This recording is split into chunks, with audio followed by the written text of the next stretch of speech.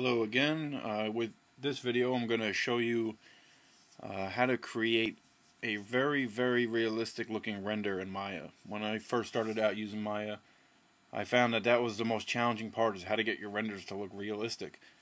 I always would see, these great images, and then when I would render mine with the regular default lights and mental ray settings, it would just come out looking like a really bad attempt at 3D. But I did discover what they call HDRI lighting, image-based lighting, and that has changed the way my renders look. And it's a pretty simple way. There's a pretty simple way to do it. I'll just try and show you that briefly in this video.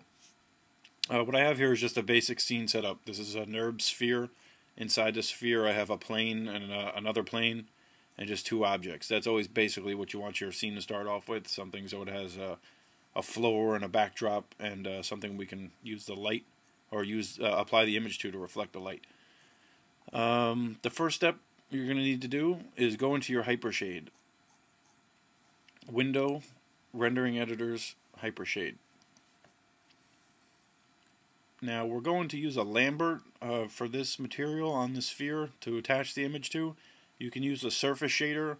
Some people say that's the best way to do it because the surface shader has absolutely no attributes to it. It's just a black, no shadows, no highlights, nothing. The Lambert has a little bit of a highlight and shadow, as you can see, but for the purposes of this type of exercise, you're never going to notice, the light and shadow that this puts off.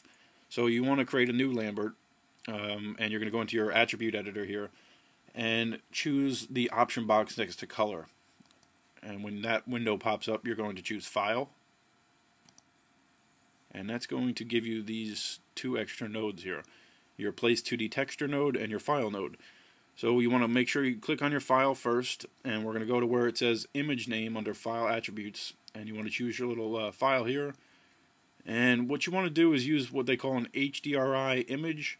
If you just go to like a website like deviantart.com, you can do a search for HDRI, and you'll get a ton of these. This is where I was able to get this pack from. So just pick an HDRI, and you're going to open it. And you want to middle click your Lambert, and drag it onto your sphere. Make sure you hit 6 on your keyboard so you can see the material applied to it. Now, if you look at the scene right now, the way it is, this is not correct. The image is not placed right. We want this to be, top down, and right now it's on the side. So in order to fix that, you're going to click on the node that says Place 2D Texture, and you're going to go under the Texture Placement Attributes, and just change where it says Rotate Frame from 0 to 90. And you'll see that that's rotated it. It's applied it to the right way. And now it should be okay. A couple more things you need to do. Click on your Lambert again. You can just double click it to go back to its options. And you want to increase where it says Ambient Color all the way up to the maximum. And the incandescence needs to be about halfway. That's going to make it shine very nicely when we render it out. And you're basically done with that material, so you can close out of your Hypershade. One other quick thing, a little tip I'll give you: if you're not going to have a background wall for some reason, and you don't want to see this sphere in your image, you need to turn that off. So it'll still reflect the light from this image, but it's not going to show you the actual sphere. So you're just going to click on your sphere, and under Render Stats, you want to make sure that you uncheck Primary Visibility. This way, when we render it, you won't see that sphere. Okay, and now basically that's all there is to the materials. You need to go into your render options at this point and just make a couple, change a couple settings. So you can click Render Options box, and under the Common tab, make sure you have Mental Ray first. Render using Mental Ray. In the Common tab, you're going to go to the bottom and uncheck Enable Default Light. You do not want to use Mental Ray's default light. So make sure that's closed, unchecked. And you're going to click on the Mental Ray tab. First thing you want to do is go to your quality presets and make sure you set it to production. And you want to click on Final Gathering. And you're going to close that box out. And before we render this, I just want to show you real quick. I just assigned a blend to this and a blend to that. And I turned the reflectivity level down on the blend settings to about 0.92. I just don't want to see too much of the HDRI image in this material here. So you're just going to zoom in on your objects. You're going to click Render. in a couple seconds you'll see.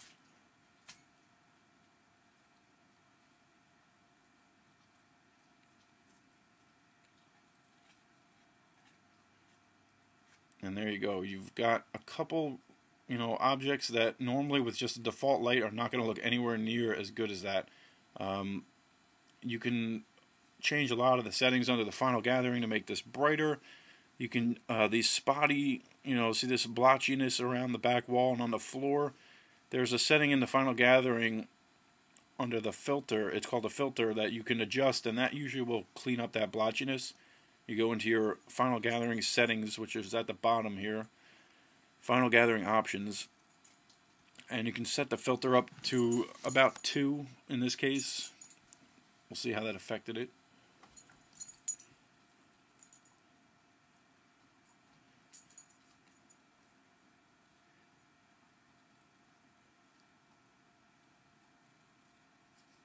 Takes a little bit longer when you adjust those. When you're adding more detail to the final gathering, it has more to compute. It did an okay job. It cleaned up a little bit, but still not perfect. But basically, that object looks much more realistic than if you were to use just a render a scene with a default light. This changed the way that I did, that I looked at Maya. It really gives you some good control over what you want your images to look like. You can also use a default light, a spotlight with the HDRI. If you put it within that sphere, you'll get some nice shadows. And that's basically it. You'll have a great looking renders using image-based lighting.